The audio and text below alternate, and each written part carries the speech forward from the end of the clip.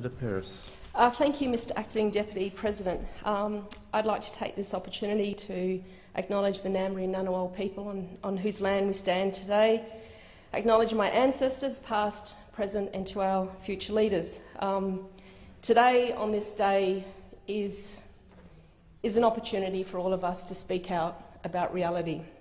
And it's a day that I stand here as an Aboriginal woman with the inherent responsibility to fight and to sustain my culture, our culture, for the lives of the future generation. Unless, I don't know, I'm on some other planet today, what's been echoed in the walls of this Parliament House by Aboriginal people that have gathered here today is that there's a lot of unhappy people out there. And, you know, whilst a lot of people come to Parliament House to talk about closing the gap, people walk away with a warm and fuzzy feeling about what it actually means to them, and to think that we're progressing when, in fact, Mr Acting Deputy President, the gap is not closing. You know, as a nation, that's people reflect on Australia as this nation of hope, a nation of opportunity. You know, we are a nation that continually lets down Aboriginal and Torres Strait Islander people. We are failing citizens of this country. We are not on track to close the gap on life expectancy, and the gap is not closing because the things that work are being ignored. And whilst I've been listening to Senator Nash, and you know, I have the utmost respect for her in what she says, that she understands it, but I think there's a big difference between actually understanding it and then wanting to implement what people are saying out there in the communities. Because, you know, as an Aboriginal person, you know, I've been around a long time where we feel like we are falling on deaf ears day in, day out. And today we heard the Prime Minister claim that he is profoundly disappointed that the closing of the gap has stalled. And it's great that he has said that, because today we've heard truth in this House. And that's what's happening when you cut the funding of frontline services that have been proven to work. And it's simple. Closing the gap has fallen through the cracks of a divided and dysfunctional government. And whilst, you know, when we heard the opposition leader talk about cuts to frontline services, I saw 10 coalition members just get up and walk out.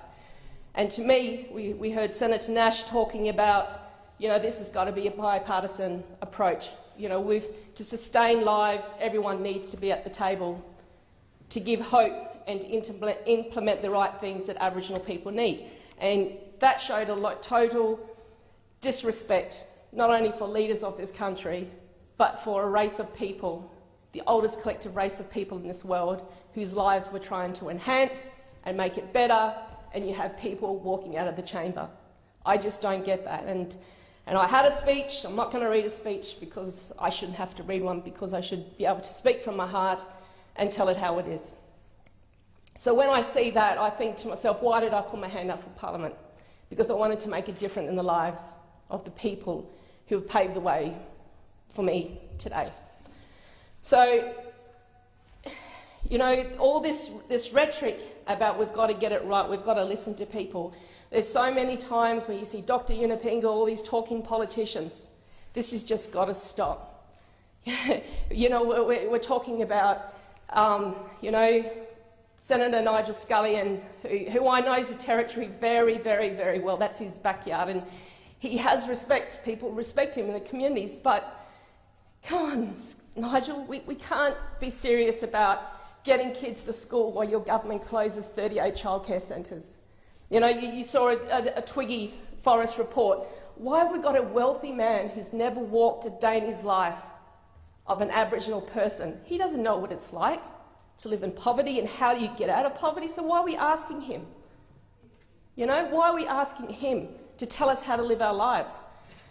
And I don't get it. We're just talking in circles, and we are using Aboriginal people, our lives, our disparity, as, and I've said it earlier on today, as political footballs, and it's got to stop. It really has to stop. And, you know, while we talk about constitution recognition, you know, there's this whole fear factor of what are we recognising? What have we got to fear? Every day we acknowledge the Ngambri Ngunnawal people. We exist. We acknowledge it here, so what is so scared about acknowledging it in our constitution? You know, there's all this fear factor. In Australia, you know, we can't change the past, and I said that in my maiden speech. We cannot change the past. We can't change what has happened. We can't drag the chains of this black history that this country have in order to move into the light. You know, we talk about 600,000 Aboriginal people in this country, and yet every single day in the newspaper there's a story about an Aboriginal person. You don't see that about any other race of people in Australia. It's only Aboriginal people, because it's almost like we're a product of disparity, and you talk about, you know, people coming in, walking together. I've been to so many communities, and Senator Scully, and he knows it too. How do you expect, you know, 25 service providers to be delivering programs, non-Indigenous people, to a community of 200 to 300 people, and there's not one Aboriginal person delivering those services? We have oppressed, and we continually oppress citizens that have survived for 40,000 years because of continuous failed policies. And we can't just keep talking about it. And every election cycle we make these promises, and we cannot say we're going to give you this, and then when you get in, you backflip on health and education. You know, it's not rocket science. If you want to engage a child in primary school to get them into school, they've got to have a profound love of education. You can't just say it's about jobs, it's about housing. They are the basic fundamental things that we take for granted. Every single one of us take it for granted. But that's like you're asking for a hen to have teeth out in the community. We're just asking for the basic fundamental human rights for people to have an opportunity, and we are denying the opportunity when we can't get the basics right. And it upsets me, you know. It upsets me that Aboriginal people are coming to this house and begging for money to drive programs in their communities, and they shouldn't have to do that. Why?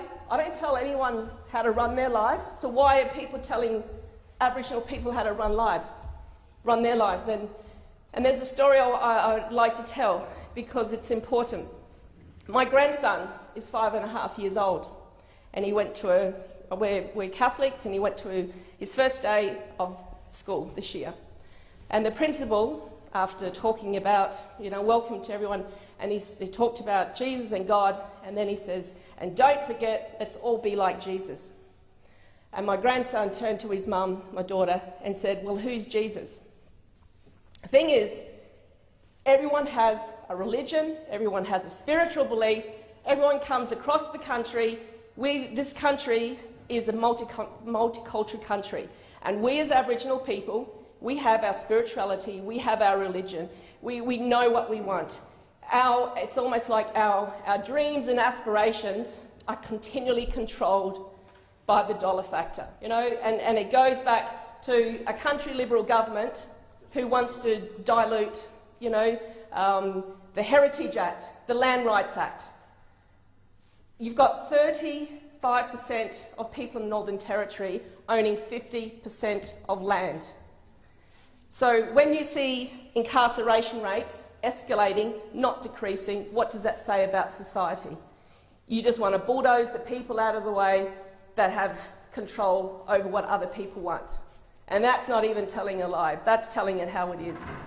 Because we heard a great speech by Joe Morrison today, who said, we are not part of the problem, we are part of the solution. And if you want to progress this country for what it's meant to be, what other countries foresee it, you need to bring Aboriginal people with you. And it's not continually from the top-down approach.